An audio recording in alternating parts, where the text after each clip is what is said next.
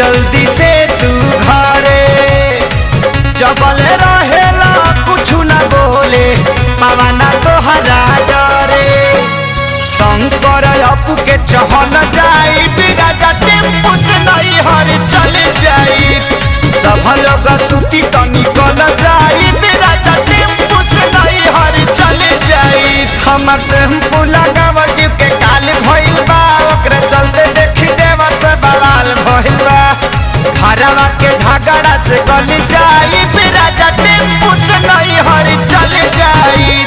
सब लोग सुती तो निकल जाई